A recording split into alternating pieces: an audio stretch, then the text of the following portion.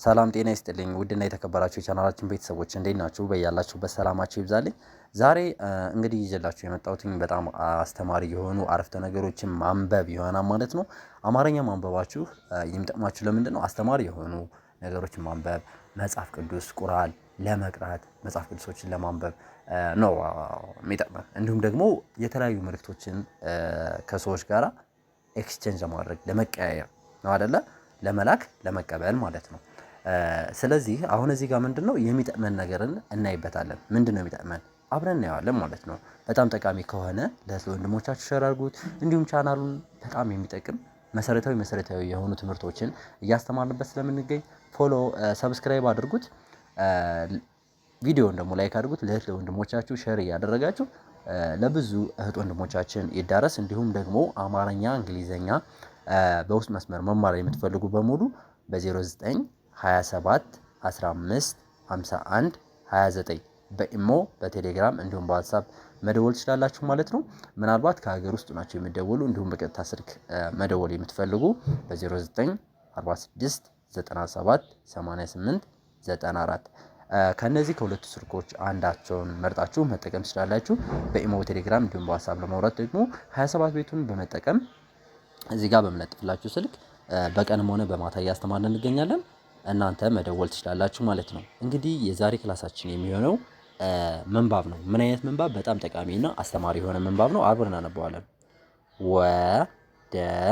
ወደ ወደ ስኬት ስኬት ስኬት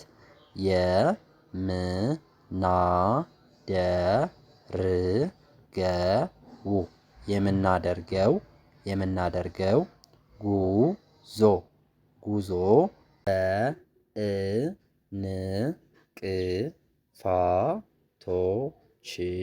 በእንቅፋቶች እና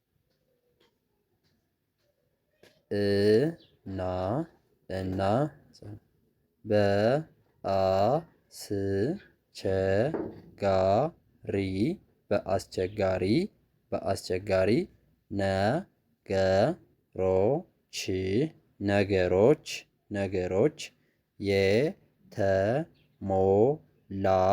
የተሞላ ነው። ምንድን ነው የሚለን እዚህ ጋር? ስኬትን ስናስብ አልጋ በአልጋ አይሆንልን። በነገራችን ላይ ስኬት የሚመጣው በጣም በብዙ ፈተና፣ ስቃይ፣ ውጣ ውረድ እንጂ አልጋ በአልጋ ሆኖ አይደለም ማለት ነው። እዚህ ጋር በደንብ አድርገን ማየትና መገንዘብ ያለብን ነገር እዚህ ጋር የተጻፉ እያንዳንዱ ቃላቶች ያስተምሩናል። እኛ ማንበባችን ብቻ ሳይሆን ከማንበባችን በስተጀርባ ከምንባቡ ምን አገኘን የሚለውን ሁሉ ያስተምሩናል ማለት ነው። ምንድን ነው የሚለው? ወደ ስኬት የምናደርገው ጉዞ በእንቅፋቶች እና በአስቸጋሪ ነገሮች የተሞላ ነው። ማንኛውም ስኬት ላይ የደረሰ ሰው አልጋ ባልጋ ሆኖ አይደለም የሚደርሰው። ምናልባት የአባቱን የእናቱን ውርስ የወረሰ እንዲሁም ደግሞ ነገሮች አጋጣሚዎች ተመቻችተውለት አላ ምንም ስራ ሳይፈልግ ስራ ወደሱ መጥቶለት ምናምን የተሳካለት አልፎ በጣም ትንሽ ሬርሊ ነው የሚገኘው። ሊገኝ ይችላል፣ ግን ያ ሰው ገንዘቡን ያገኘውን ገንዘብ ምን ማድረግ እንዳለበት አያውቀውም ማለት ነው። ነገር ግን በብዙ ፈተናና ስቃይ ስኬትን ያመጡ ሰዎች ስኬታቸው አይቀለበስም፣ ማንም ሊበትነው አይችልም ማለት ነው። እሺ ወደ ቀጣይ ስናልፍ ከግብ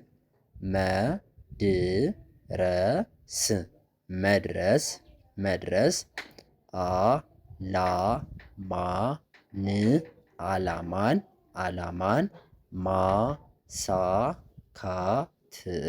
ማሳካት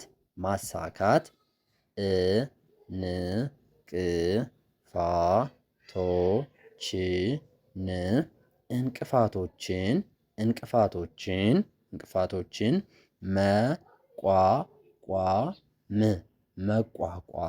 መቋቋም እጅ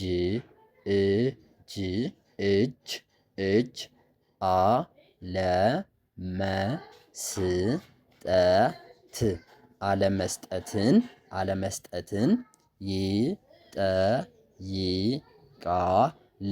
ይጠይቃል። እዚህ ጋር ደግሞ ምንድን ነው እያለን ያለው? ወደ ግባችን ለመድረስ ወደ ስኬታችን ለመድረስ እጅ አለመስጠት፣ ችግሮችን፣ ፈተናዎችን ተጋፍቶ ከምንፈልገው ዓላማ ለመድረስ መሞከር፣ ከመሞከርም አልፈን ማድረግ እንዳለብን ያስተምረናል ማለት ነው። ምንድን ነው የሚለው እዚህ ጋር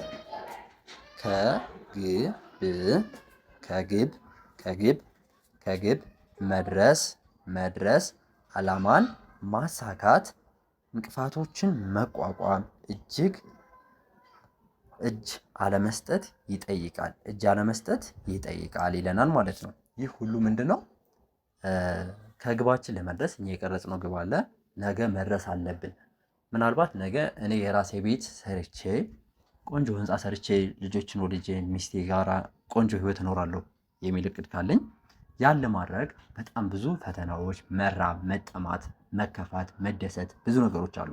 እነዛን ነገሮች ደግሞ መቋቋም መቻል አለብን ማለት ነው። እሺ ወደ ቀጣይ ስናልፍ እንግዲህ ወደ ቀጣይ ከማለፋችን በፊት ምን ያህል እየገባችሁ ነው? ምን ያህል ጠቃሚ ነው ትምህርቱ ለእናንተ? ምን ያህል አስተሳሰባችሁን ይለውጣችኋል የሚለውን አስተውሉበት፣ አጢኑበት። ማለት እንዲሁ ዝም ብላችሁ አማርኛ ማንበብ እንድችሉ ብቻ ሳይሆን መልእክቱ ያስተላለፈው መልእክት ምንድን ነው የሚለውን ሁሉ አጢኑበት ማለት ነው። እንዲሁም በውስጥ መስመር መማር ስትፈልጉ ስልክ የተጻፈላችሁን ስልክ ተጠቀሙ። በቀን በማታ እናስተምራችኋለን ማለት ነው። እሺ ወደ ቀጣይ እንላለን።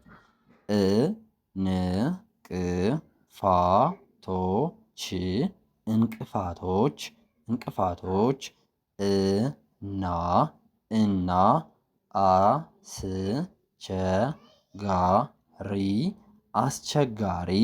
አስቸጋሪ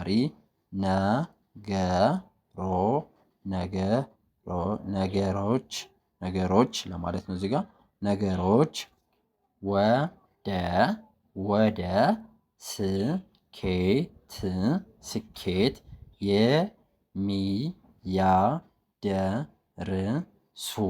የሚያደርሱ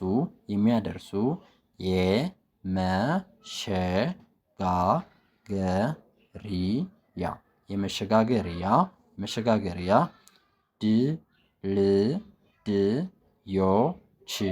ድልድዮች ናቸው። እስኪ አንዴ በወይን ጠጅ ከለር የተጻፈውን አንዴ እናነባዋለን ማለት ነው።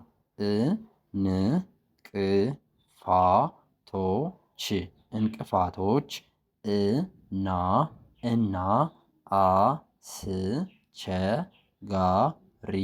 አስቸጋሪ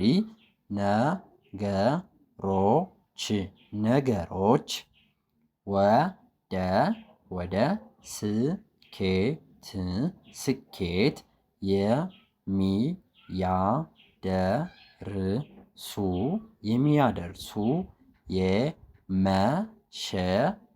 የሚያደርሱ የመሸጋገሪያ ድልድዮች ናቸው ይላል ማለት ነው። እሺ ምንድን ነው የሚለው እዚህ ጋር? እንቅፋቶች እና አስቸጋሪ ነገሮች ወደ ስኬት የሚያደርሱን የመሸጋገሪያ ድልድዮች ናቸው። እንግዲህ ውድ ቤተሰቦች እዚህ ጋር በደንብ አንድ ነገር እንድትረዱልኝ ይፈልጋሉ። ምንድን ነው የምፈልገው ነገር? እንቅፋትና አስቸጋሪ ነገር ሲደርሰን እኔም እናንተም ሌሎቹም ያማርራሉ። በጣም እናማርራለን። ለምንድን ነው የምናማርረው? እንቅፋቶችን ፈተናዎችን ተቋቁመን አልፈን ግባችን ለመድረስ ደካማ ስለሆነ፣ የራሳችን ደካማ ስለሆነ፣ የኛ የተሰጠን ፈተና ከኛ አቅም በላይ ነው ብለን ስለምናምን፣ ነገር ግን የተሰጠን እያንዳንዱ ፈተናዎች ወደኛ የመጡን እያንዳንዱ የተሰጡን ፈተናዎች ለእኛ የሚያስተምሩን እንጂ እኛን የሚያሸንፉን አይደሉም።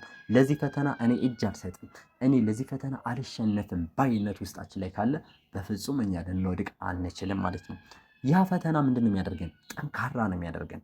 አንድ ሰው 2 ሳምንት ምግብ አልበላም ቢል በፍጹም ምግብ ሳይበላ 2 ሳምንት ሊቆይ አይችልም።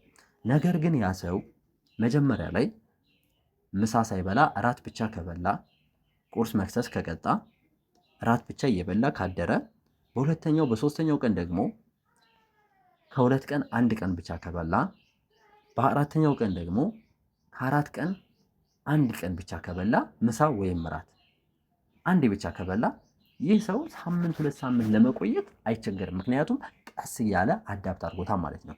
ችግሮች፣ ፈተናዎች ሲመጡ ከቀላል ወደ ከባድ ነው እግዚአብሔር ወደኛ የፈጠረን አምላክ የሚያመጣልን ማለት ነው። ስለዚህ እያንዳንዱ ችግሮች መሸጋገሪያ ናቸው እንጂ እኛን ሊጥሉ ወደኛ እንዳልመጡ አይምሯችን ማሳመን አለብን ማለት ነው።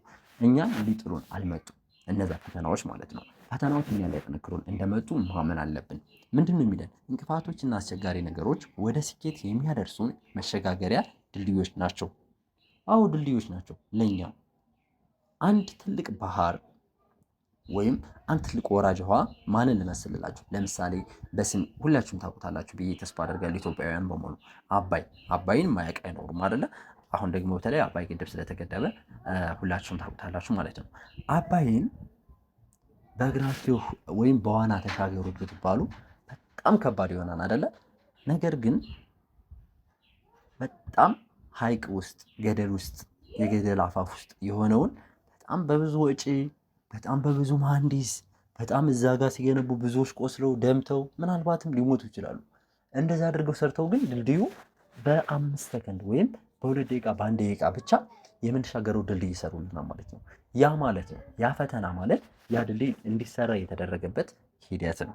ስለዚህ ፈተና እኛ እንድናልፈውና እኛን እንዲቀርጸን ጠንካራ እንዲያደርገን የሚያደርገው ሂደት እንጂ እኛን የሚጥለን እኛን ሽባ የሚያደርገን ሳይሆን እኛን ጎባጣውን ቀጥ የሚያደርግልን ትልቅ እና መልካም አጋጣሚ እንደሆነ ማመን አለብን ማለት ነው።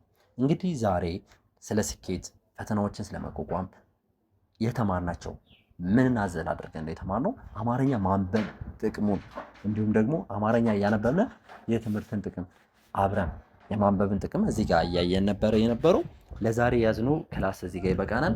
ቀጣይ በሌላ ክላስ እንገናኛለን። እንደዚህ ቆንጆና አስተማሪ የሆኑ ክላሶች እንድለቅ እናንተ ቻናሉ ሰብስክራይብ አድርጉልኝ፣ እንዲሁም ለወንድሞች ሸር አድርጉ፣ ቪዲዮ ላይክ አድርጉት። በውስጥ መስመር መማር ለምትፈልጉ በሙሉ በኢሞ በቴሌግራም እንዲሁም በዋትሳፕ እዚህ ጋር ባለው ስልክ ወይም ባዮ ላይ ባለው ስልክ መደወል ትችላላችሁ። እስካሁን አብራችሁ ስለቆያችሁ ከልብ አመሰግናለሁ። ሰናይ ጊዜ ተመኘው።